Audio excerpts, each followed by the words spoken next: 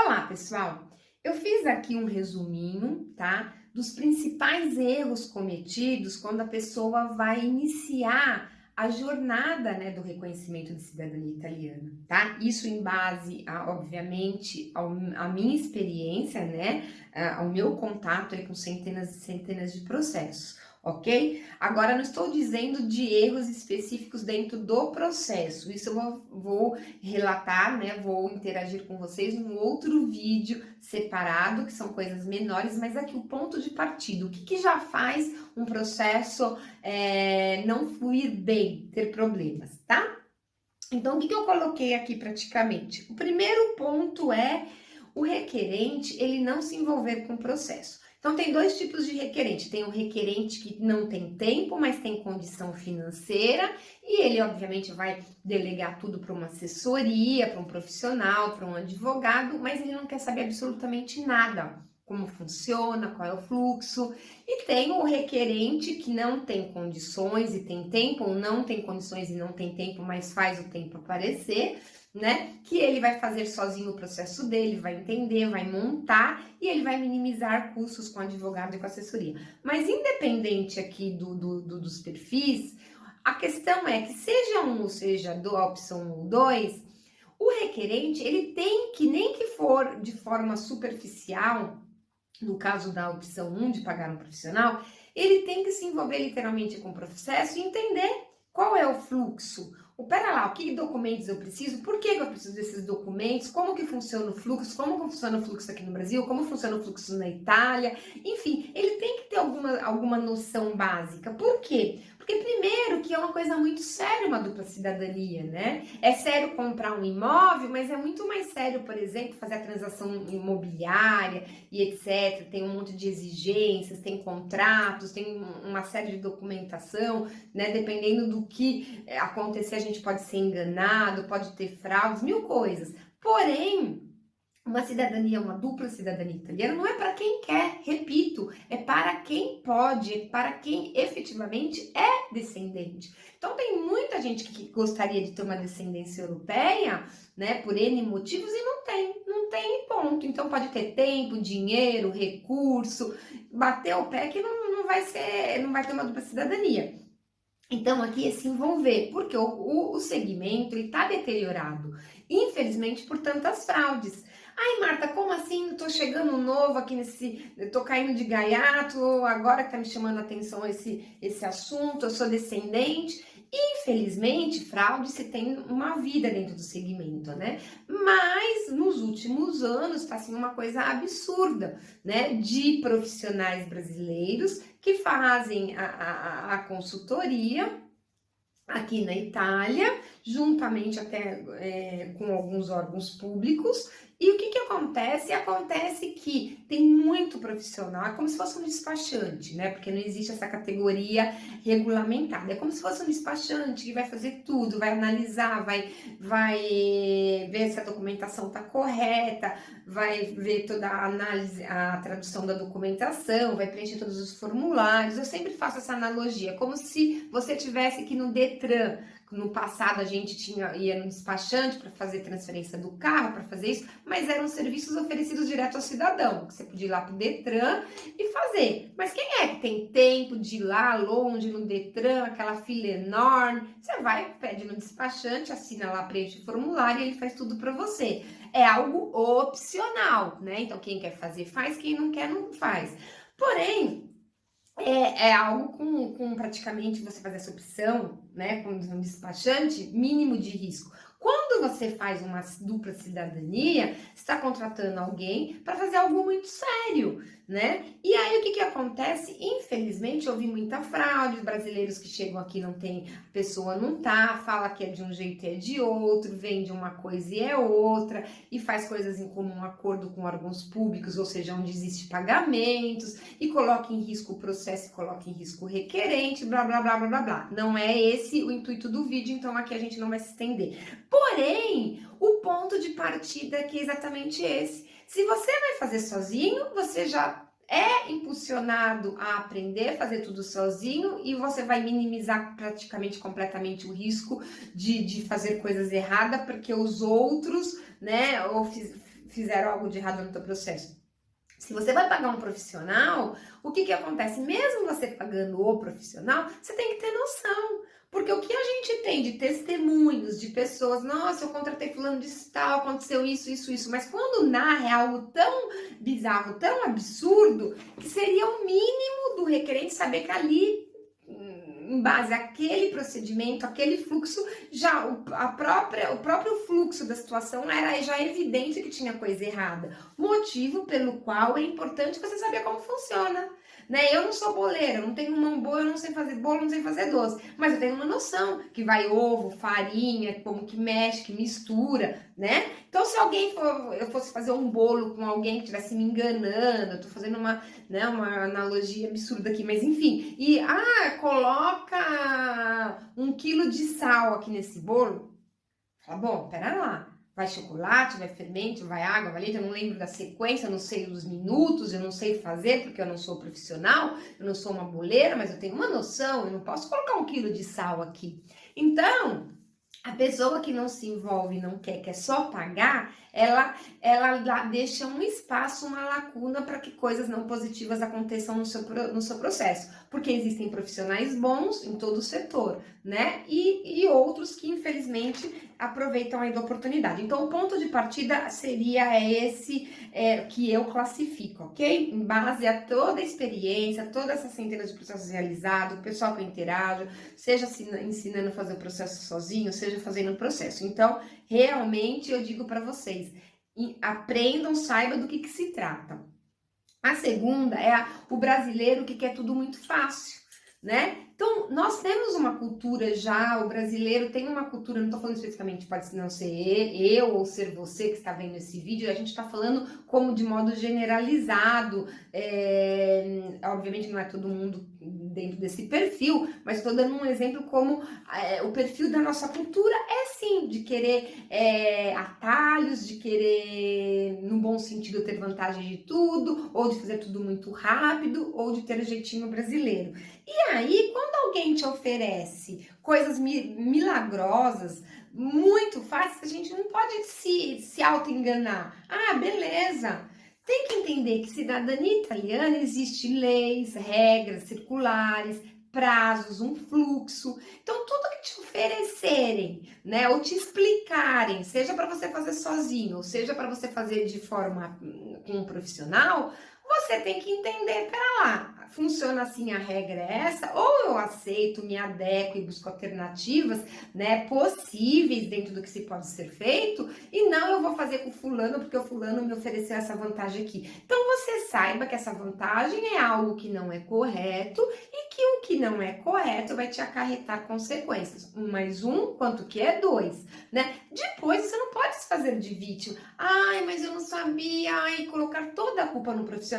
Motivo pelo qual eu indico na dica 1 de você se envolver. Eu vou pegar, eu vou fazer, posso ser médico, advogado, empresário, executivo, a pessoa mais importante do mundo. Se é algo que é importante para você, que você quer fazer para você, para os teus filhos, para os teus netos, você quer resgatar o histórico, a família, né? Enfim, a tua linha de descendência, você tem valores, você tem a sua motivação, é algo seu. E é algo que não tem nada que seja mais importante do que algo que você vai fazer para você mesmo.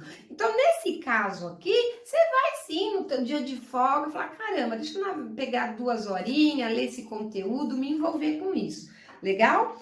Tá? Então, evitem coisas muito fáceis ou coisas que não existem só para massagear o teu ego. Ah, não, realizei assim, eu prefiro assim, e você se enganar. Tá? O outro ponto é realmente dar importância para a documentação, que é o ponto de partida. Quanto mais perfeita, completa tiver aquela documentação, eu vou fazer assim porque um amigo meu fez, porque eu acho que isso aqui passa, é tão mínimo, né? Como teve uma vez uma requerente que um cartório, um tradutor no Brasil, não, pode fazer assim mesmo, porque eu tô acostumada lá na Itália, eles aceitam. Não dá para você ir através do que aconteceu na exceção, ou porque um aceitou, ou porque um passou. Você tem que ir, na hora de montar um processo, em base, né, como que funciona literalmente. Fazer correto, fazer de modo completo. A origem de montar esses documentos corretos, você deixar tudo organizado, correto, né, para que você dê o ponto de partida e fazer o seu processo, onde quer que seja no consulado, seja na Itália, sozinho ou com alguém. Então, veja do que eu estou falando aqui, nada tem a ver você fazer com um profissional, tem a ver você iniciar o ponto de partida, você fazer correto e deixar o melhor possível a tua documentação.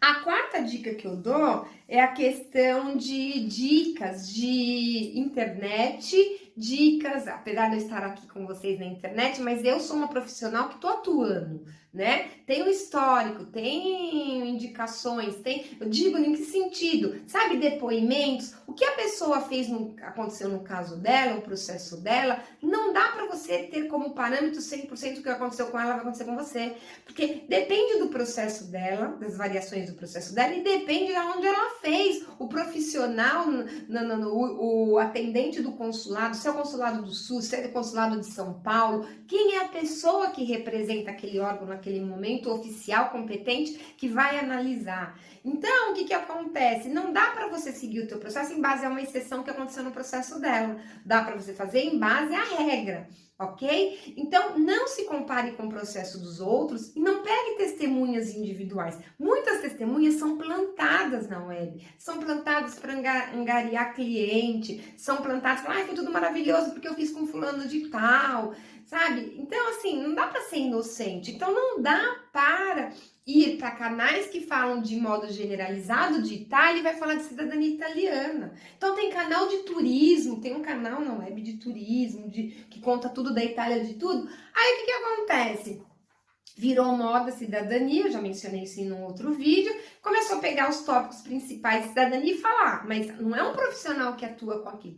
Depois começou a divulgar um outro assessor. Faça comigo, tem muitos seguidores, faça comigo, mas não sou eu que sou o profissional. Eu tô só falando, faça comigo, porque eu vou ganhar comissão do outro assessor fazer. Então, assim, eu acho muito sério isso. Eu acho que o requerente, ele tem que ter perspicácia, entendeu? Então, uma pessoa vai te vender todo um tratamento dentário, explicar, só que não é dentista. Então, agora você vai lá, faz com a dentista Maria, A, B e C, e você vai ganhar comissão, porque como eu tinha contato com você, eu te vendi esse serviço. Você tem que interagir com quem, literalmente, com o profissional que trabalha com aquilo, né? Então, cuidado com testemunhas de canal do Facebook, testemunhas aleatórias, assim. Cuidado, você tem que ter perspicácia, entendeu? Você tem que analisar. Você não pode se basear, porque você coloca toda a expectativa, se compara com aquilo e, infelizmente, não é assim, né? Por isso que é importante e não é complicado e não é difícil, é absurdamente fácil as regras da cidadania italiana, porque seguindo passo a passo, por exemplo, não tem o que não entender, não tem que ser advogado, tá? Muitos advogados prestam consultoria para montar processo, para analisar processo, mas nada tem a ver com o nicho de direito de advocacia, ok? Então, cuidado aí com quem vocês vão se espelhar para vocês obterem, ou em que canal vocês estão obtendo informação, né? Nada de errado, acho que a internet está aqui, ela propicia isso, eu mesmo estou usando essa ferramenta no momento, né? Mas a gente tem que saber separar, né? E enfim, e a quinta dica aqui que eu daria, né? Como para evitar erros no processo de cidadania italiana, é você ter um direcionamento, um guia, se organizar, se estruturar, seja no passo a passo para você fazer o processo, seja na questão de gastos financeiramente, porque depende do perfil de cada um, do poder de fogo de cada um. De repente, R$1.000, R$2.000, R$3.000 para montar um processo, para uns R$2.000, R$3.000 é algo que possa ser, já tem esse recurso, ou possa ser providenciado de forma rápida. Tem outras pessoas que têm menos condições, é um valor significativo, então você tem que se organizar. Você tem que se organizar primeiro, levantar o que eu preciso, Qual é o começo disso, né? O ponto de partida? Quanto que custa isso? Em quanto tempo eu posso obter isso? Quais são os passos? Seja sozinho ou seja com um profissional, né? O importante, se você está vendo esse vídeo, e esses são, assim, que eu coloquei aqui os sinais que levam um requerente a ter problemas no processo, é porque aqui você já está convencido, convencida da importância de reconhecer a tua cidadania italiana, né? Quão importante é ser um cidadão italiano, quais as vantagens que a cidadania italiana vai me dar para mim agora, no futuro, daqui a pouco, no presente, no futuro, ou para os meus filhos, meus netos, meus futuros descendentes. O que isso vai me trazer, além de só, de repente, morar, trabalhar, estudar na Itália, transferir uma transferência de empresa para quem trabalha em multinacional, para fazer cursos, pós-graduação, doutorado e pagar bem menos, porque obviamente você, como cidadão, não paga a mesma coisa como um visto de estudo, né? Quais portas me abrem? O que isso me favorece? Quais os meus valores, as minhas prioridades? A partir do momento que você estiver convencido disso, você realmente quer isso, né? Aí sim você vai se organizar através de um guia direitinho que eu tenho que fazer, né? E fazer tudo isso corretamente, dentro das leis. Por quê? Porque o segmento está deteriorado devido a tantos brasileiros que abriram aqui espaço para fazer o processo de forma incorreta, que acarretam numa possível